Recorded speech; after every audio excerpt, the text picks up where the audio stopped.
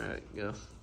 All right, Dave Arnold here from Booker and Dax, and this is the very first pilot production run of the Spinzall 2.0, so I figured I'd unbox it and test it, and we can all figure out together whether or not it works. So this is the actual box it's going to come in, Spinzall 2.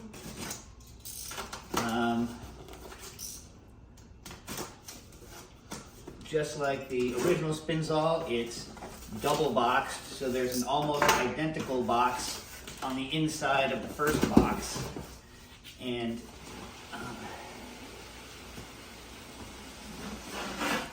these boxes are a little unwieldy, but they are convenient for shipping. In reality, you could probably ship them in just one box, but since we're doing international shipping, we do it in two.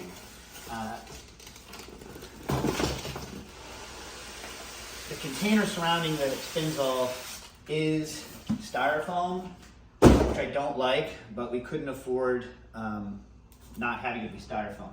So there are some pockets in the styrofoam that are there so that if you bought the enzyme kit from Modernist Pantry, they can kind of stuff it into the nooks and crannies so that it can be shipped in one package. Here is the new style lid cap. And this is the wrench, which I'll show you in a minute.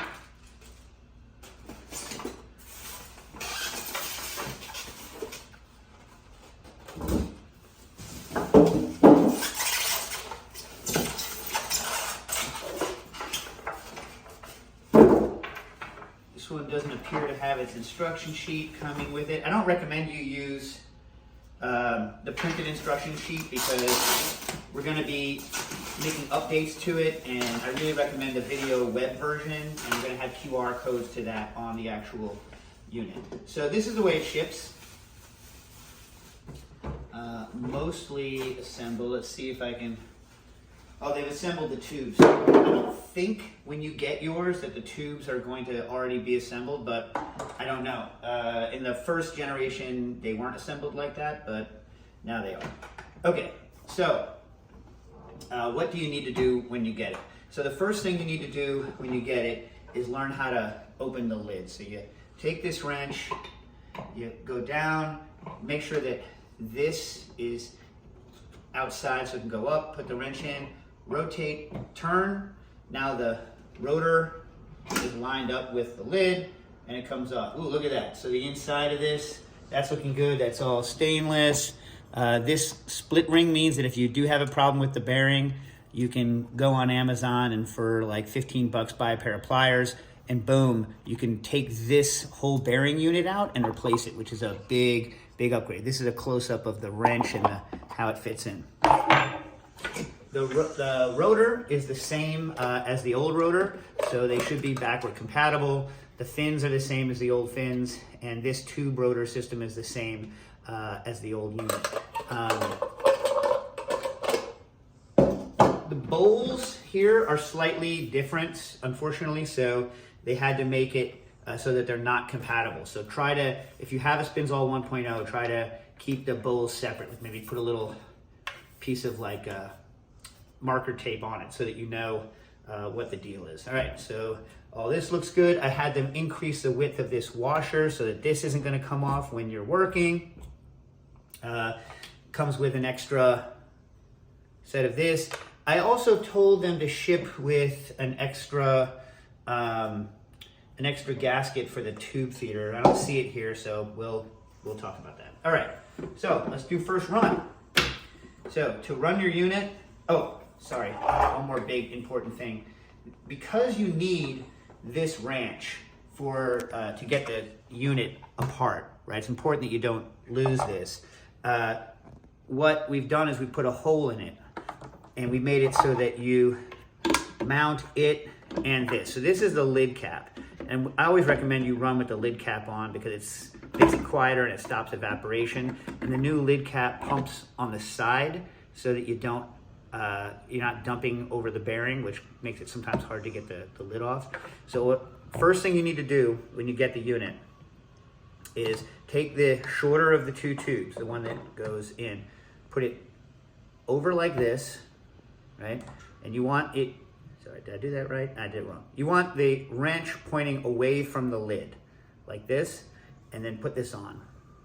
That, right? Now, when you're working, the wrench is always right where you need it, and you're never gonna lose it, right? Because if you do lose it, you can get away with a screwdriver for a little while, but you're gonna need to buy a new one. All right, so let's fire this up.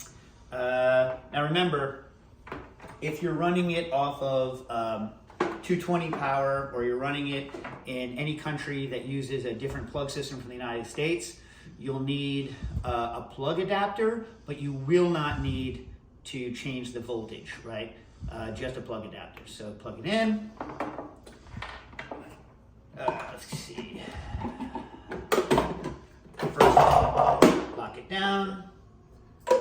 Make sure the rotor is all the way down. Make sure it spins freely. You have to line up, because inside here, there's a hex plate. I don't know if you can see that. Can you see that, Dax? Can you see the hex? Yeah, you can see it. All right. So there's a hex plate. You line it up. Close it. Make sure that it's straight. Lock down. Good, good.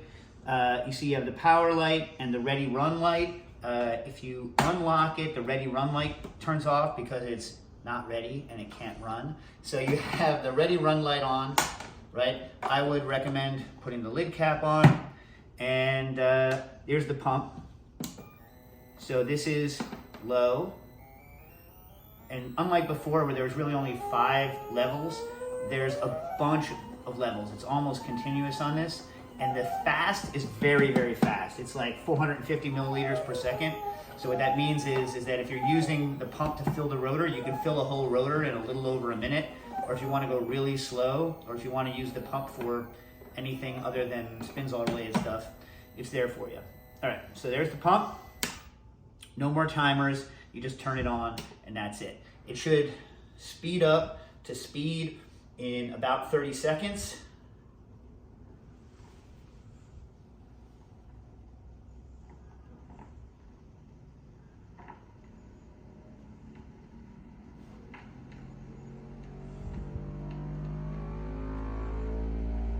And once it's up to speed, it's going to move around like this. This one spins a bit faster than the Spinzall 1.0, so that's dead quiet. That's ridiculous. That's real nice. And then I had to increase the slowdown rate to about 40 seconds, 45 seconds, because of very fragile pucks kind of can get damaged on that. Oh, one last thing I'll say. So I consider this, it's going to slow down in 40 seconds. I consider this a super successful test, and I just got to run a few more tests on this, and I'm going to approve this for production this month.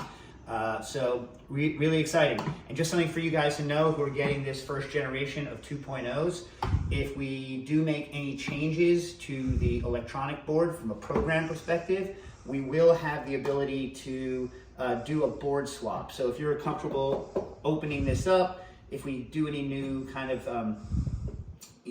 fun stuff with the programming, we can swap that board out for you, and it won't cost that much. It'll be good. All right, thank you.